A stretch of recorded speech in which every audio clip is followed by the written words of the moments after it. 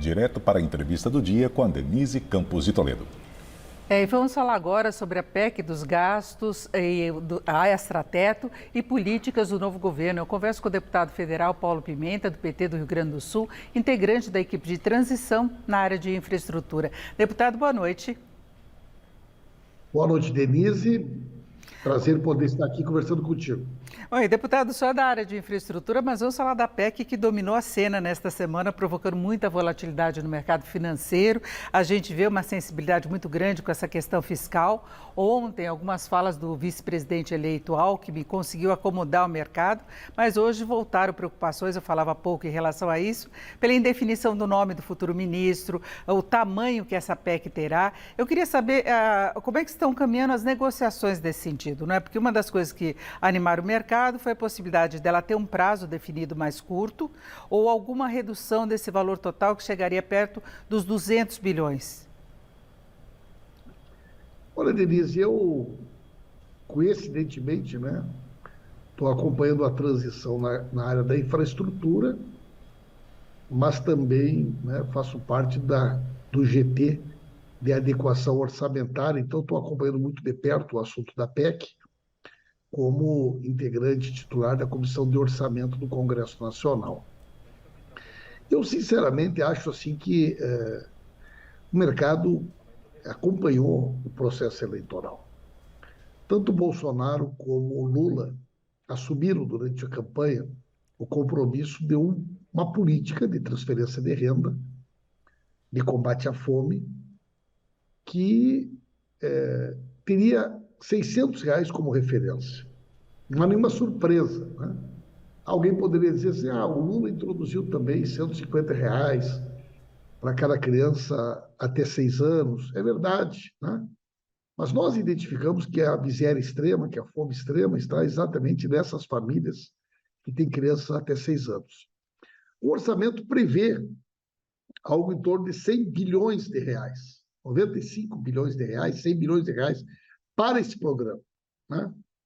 Quando nós estamos propondo que esse programa seja tratado como uma política de Estado, um pacto do país de combate à fome, nós estamos propondo que todo o orçamento seja raciocinado, pensado a partir desse pacto.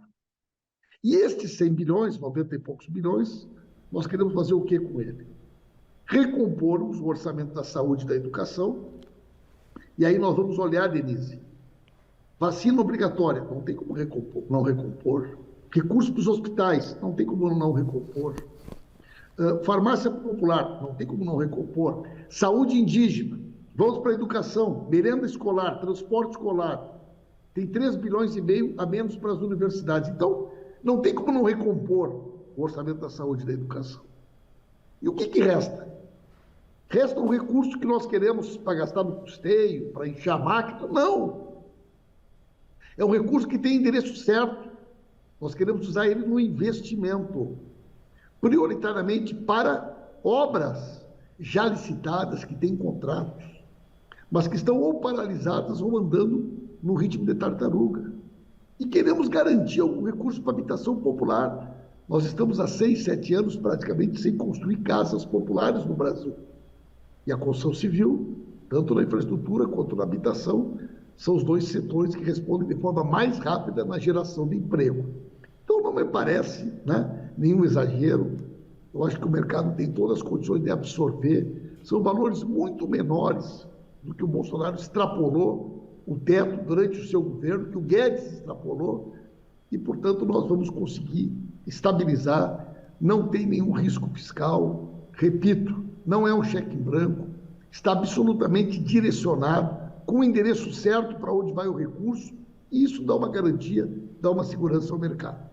Agora, deputado, o próprio Alckmin disse ontem, não é, que o teto, da forma como está, ele não ajuda, não é? Ele atrapalha de fato, e há necessidade dessa PEC exatamente porque se tem um teto de gastos. Agora, o que traz mais insegurança é não se ter uma âncora fiscal. Então, se o teto não está dando certo, agora no governo Bolsonaro ele foi desrespeitado pelo menos 5 vezes, é porque ele impõe uma trava quando há necessidade de despesas urgentes. Isso aconteceu, por exemplo, durante a pandemia. E agora o senhor listou uma série de problemas. Então, não seria o caso de se estabelecer uma nova âncora fiscal, já que o teto vai ser ultrapassado e muito ultrapassado? Denise, nós governamos o Brasil e fizemos superávit primário de 4,25. Reduzimos o juro, seguramos a inflação num patamar como há muito tempo não tinha. E tivemos um índice de crescimento extraordinário, com muitos programas sociais e, ao mesmo tempo, uma retomada de obras públicas e obras na área da iniciativa privada, num período excelente que o Brasil viveu durante o governo Lula.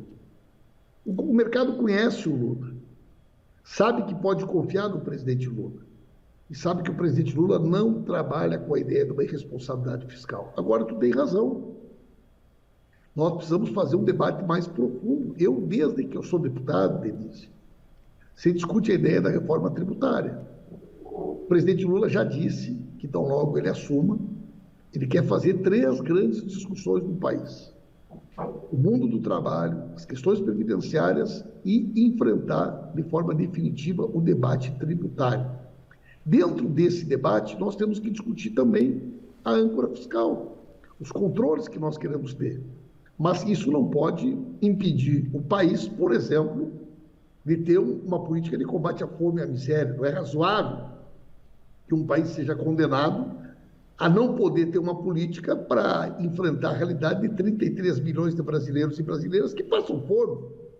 21,6 famílias, na sua grande maioria, com crianças pequenas dentro de casa. Então, que país é esse que não pode, de forma soberana, definir uma prioridade, que é uma política de combate à fome e à miséria? Então, vamos discutir, sim, âncora fiscal, vamos discutir equilíbrio de gastos, mas a partir também, né, de um pacto mínimo de que saúde e educação e combate à fome e à miséria devem ser encaradas, né, como uma prioridade por todos os brasileiros e brasileiras.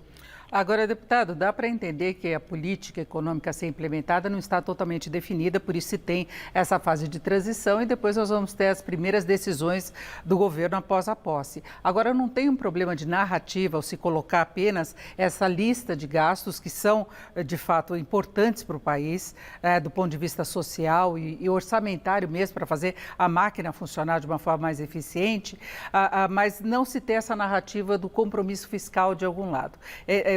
O senhor diz que o presidente Lula é conhecido do mercado, né? Mas nós tivemos, após o governo Lula, o governo de Dilma Rousseff, que não deixou a mesma memória.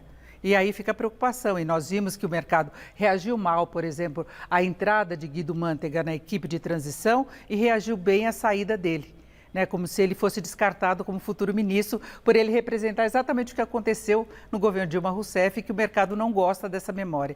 Então, eu questiono essa questão da narrativa, não da colocação dessa necessidade de mais verbas. Olha, Denise, a gente sabe que o mercado também, né, especula, joga muito e busca ganhar sempre, né? Nós estamos tendo uma prioridade, que é estabelecer um diálogo consistente, importante, com o setor produtivo do país. Estamos tendo esses cuidados e estamos sinalizando, de forma absolutamente transparente, o nosso compromisso e a nossa disposição de, tão logo a gente assuma o governo, enfrentar um conjunto de questões estruturais que, até hoje, o país ainda não enfrentou da forma adequada como elas precisam ser enfrentadas. Não vamos fugir desse debate. Temos interesse, né, em reduzir os juros. Para nós isso é fundamental, até mesmo para que nós possamos reduzir, né, o próprio encargo da dívida pública. Queremos garantir, né, uma inflação que dê garantia de não corrosão do poder de compra, especialmente os trabalhadores, trabalhadoras, aposentados, aposentadas, aqueles que ganham menos. E queremos dar tranquilidade jurídica, econômica e financeira para atrair novos investidores, né? Novos investimentos. Então, nós não vamos fazer um governo que faz um discurso e faz outra coisa. O presidente Lula sempre disse que teria uma prioridade, um olhar especial para a questão social. Nós estamos fazendo aquilo que nós dissemos na campanha eleitoral, mas eu tenho certeza que tão logo a equipe seja anunciada, as principais medidas sejam, né, definidas, nós vamos conseguir estabelecer uma relação de bastante estabilidade com o mercado e com os investidores, tanto nacionais quanto internacionais. Essa questão da expectativa que se tem também em relação ao os nomes do Ministério, especialmente o Ministério da Fazenda. O senhor tem alguma previsão de quando sai esse nome? Olha, Denise, essa é uma questão que só tem uma pessoa que pode nos responder, né? E ela deve, inclusive, estar viajando. Eu acho que no avião não tem internet, nós não podíamos nem ligar para ele nesse momento. O presidente Lula estava em Portugal, deve estar retornando ao Brasil. E quando ele retornar ao Brasil, ele vai iniciar, né, esse desenho da formação do Ministério, do anúncio dos primeiros ministros, mas eu posso te garantir que tudo que tem saído na imprensa, mas tudo mesmo, é a mais absoluta especulação, né? O presidente Lula não tem nenhuma definição de nomes e tudo isso vai acontecer a partir do retorno dele. Acho que a partir de segunda-feira, né? O presidente Lula vai começar a montar esse quebra-cabeça. É isso, eu agradeço muito a participação do deputado federal Paulo Pimenta, que é do PT do Rio Grande do Sul. Deputado, uma boa noite, um bom final de semana. Grande abraço a vocês e agradeço também o convite. Com vocês.